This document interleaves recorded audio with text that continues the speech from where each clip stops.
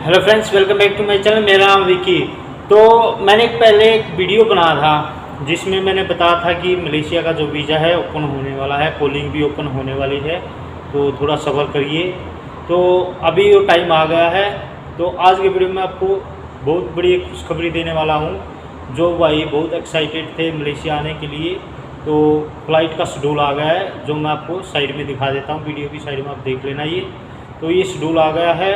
इसमें जो पहली फ़्लाइट है 31 अक्टूबर की फ़्लाइट है। उसके बाद फिर ये पूरे नवंबर महीने तक फ़्लाइट आएंगी इंडिया से कुआलालंपुर मलेशिया की। तो जिस भाई के पास वीज़ा है, ऑलरेडी आया हुआ वीज़ा है आपके हाथ में, तो आप टिकट बुक करवाएं और मलेशिया में आप आ सकते हैं। तो आपको टिकट बुक कौन सी एजेंसी से करवानी है वो आप अपने एजेंट से बात करें। इसमें सिर्फ एक ही एजेंसी है जो कि मलेशिया के अंदर भी है, उसकी ब्रांच, और उसके ऑफिस मलेशिया के अंदर भी है, और वहाँ पर इंडिया के अंदर भी उसके ऑफिस है। काफ़ी जगह है, चेन्नई के अंदर, दिल्ली के अंदर।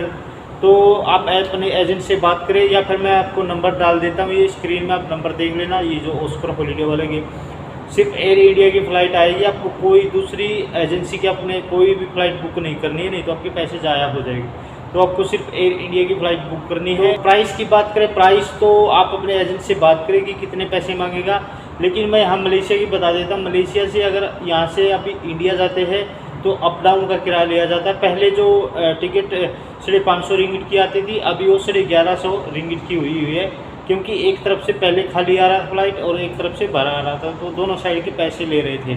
तो लेकिन अभी फ़्लाइट जो आएगी इधर से लेके जाएगी पैसेंजर को, वहाँ से भी लेके आएगी।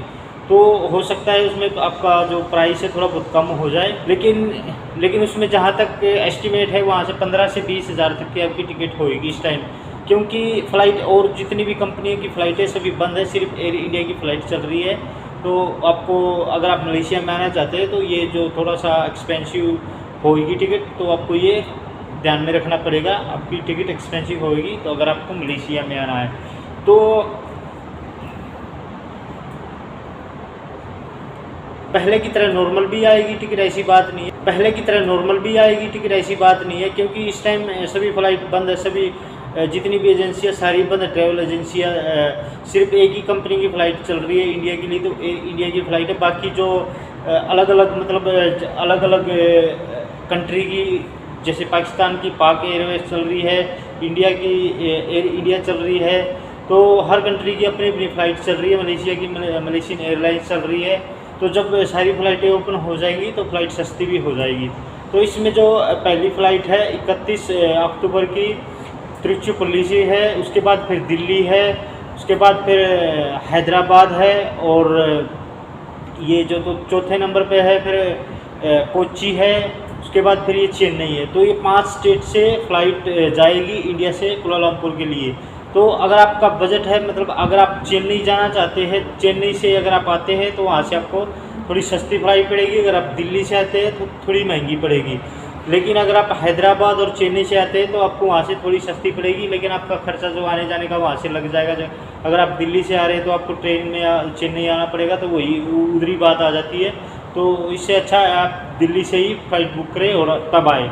तो इसमें मैं आपको बता देता हूँ, एक बार फिर से बता देता हूँ, आपको सिर्फ एयर इंडिया की फ़्लाइट बुक करनी है, और नंबर मैं स्क्रीन पे डाल दिया, ये आप देख लेना।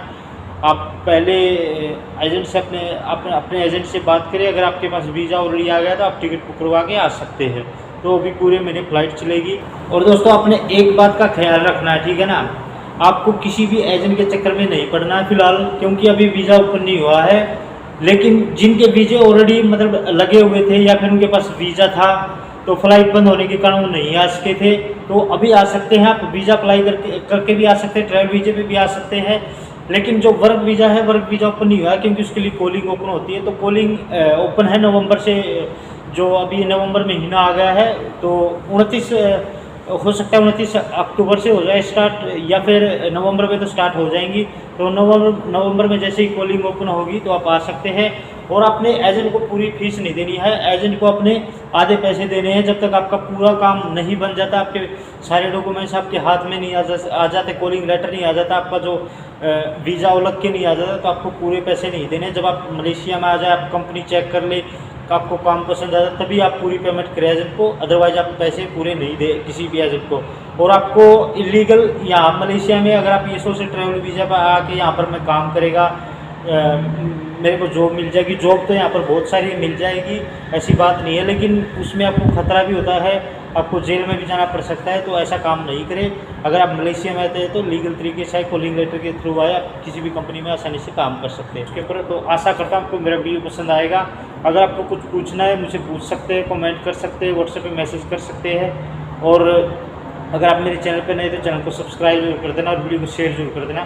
तो आज के वीडियो में इतना ही, मिलते हैं अगले वीडियो के साथ, तब तक के आपको बहुत बहुत धन्यवाद। जय हिंद दोस्तों, वंदे मातरम, टेक केयर।